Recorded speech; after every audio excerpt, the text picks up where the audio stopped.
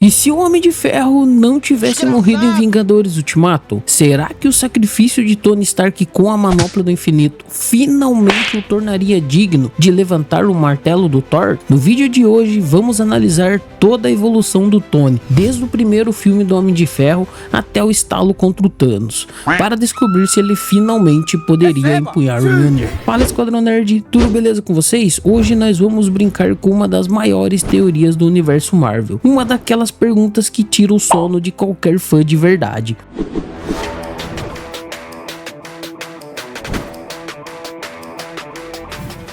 A gente sabe que o Tony Stark deu a vida para salvar o universo em Vingadores Ultimato. Descansar, né? Que o cara não é de ferro, o melhor do mundo. Obrigado, meu Deus.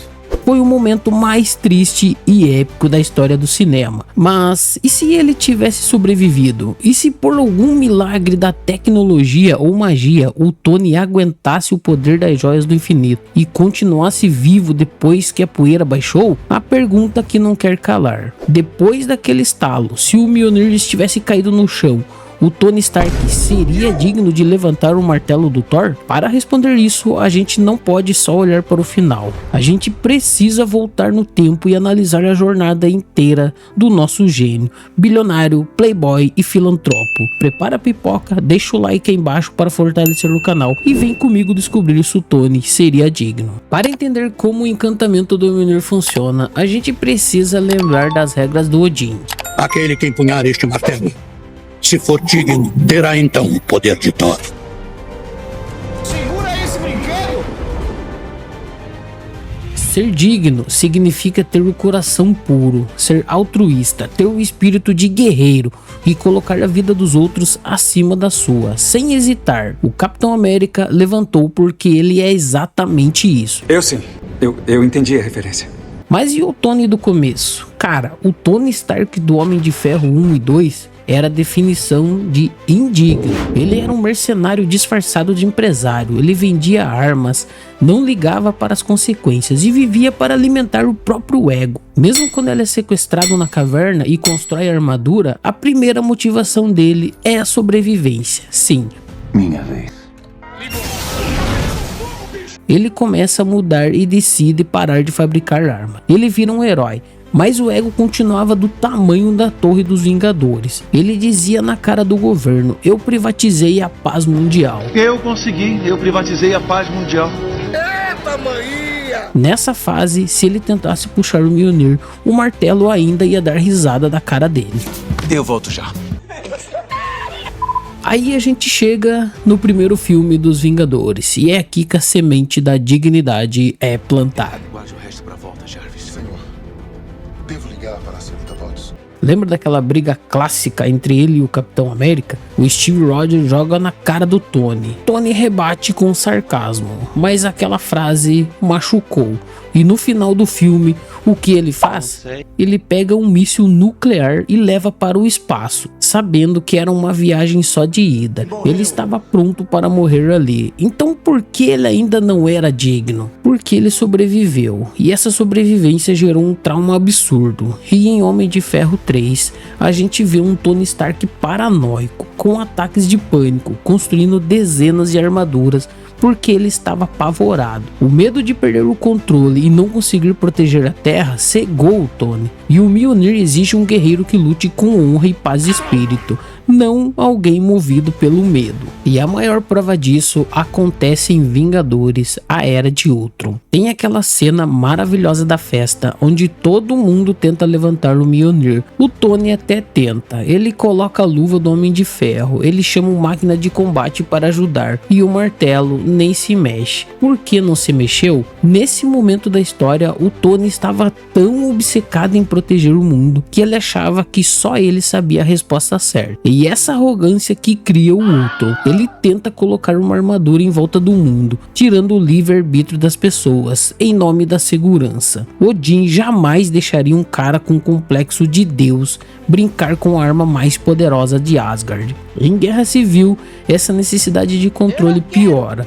Ele quer assinar os acordos de Sokovia para se isentar da culpa e colocar os Vingadores na coleira do governo. Ele estava agindo pela culpa, não pela nobreza. Longe, muito longe de ser digno. Mas o tempo passa e o Tony apanha muito da vida. E em Guerra Infinita, ele já é o mentor do Homem-Aranha. Ele não é mais o playboy solitário. Ele é um cara que sente o peso das vidas que ele lidera. Ele bate de frente com o Thanos sozinho, no mano a mano, e quase morre por isso. Aí vem Ultimato. Cara, o Tony Stark de Ultimato é a melhor versão do personagem. Ele finalmente conseguiu o que sempre quis. Casou com a Pepper, teve a pequena Morgan e encontrou a paz. Ele resolveu o trauma. Ele não precisa mais das armaduras para dormir à noite. Mas quando o Capitão América e o Homem-Formiga batem na porta dele com a ideia de viagem no tempo, o que ele faz? Ele tenta dizer não, mas ele olha para a foto do Peter Parker e percebe que a paz dele foi construída em cima das cinzas de trilhões de pessoas. O Tony descobre como viajar no tempo. Ele tinha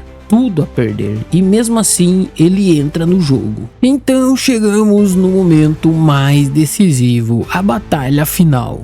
O Thanos pega a manopla, mas o Tony é mais rápido. Ele absorve as joias do infinito para a própria armadura. Presta atenção na genialidade disso. Durante a vida toda, o Tony usou a tecnologia para se blindar, para se proteger do mundo, para continuar vivo e no controle.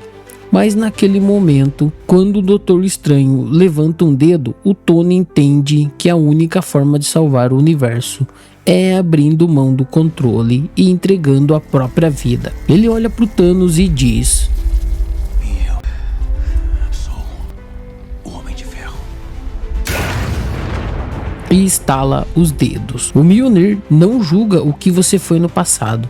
O martelo julga quem foi você naquele exato momento. O Capitão América deitou no arame farpado. O Tony Stark abraçou uma bomba atômica cósmica. E é aqui que eu respondo a pergunta do nosso vídeo. Se por um milagre médico de Wakanda, Ele vive. ou por uma resistência inesperada da armadura, o Tony sobrevivesse àquele estalo, o que aconteceria? O trauma dele teria acabado, o ego dele estaria destruído da melhor forma possível. Ele provou de uma vez por todas que é o cara que faz o sacrifício final. Sim, meus amigos, após o estalo, Tony Stark se tornou absolutamente e inquestionavelmente digno. Ele não usaria o martelo para soltar raios ou para lutar. Ele provavelmente usaria como um peso de papel chique na mesa da cabana dele, só para irritar o Thor. Mas ele levantaria. O sacrifício limpou todos os pecados do passado dele. O Mjolnir respeita a alma de um verdadeiro guerreiro. E o Tony naquele momento teria se tornado um grande guerreiro. Cara, só de imaginar essa cena já dá um arrepio. Fala a verdade, a Marvel construiu o melhor arco de redenção da história do cinema.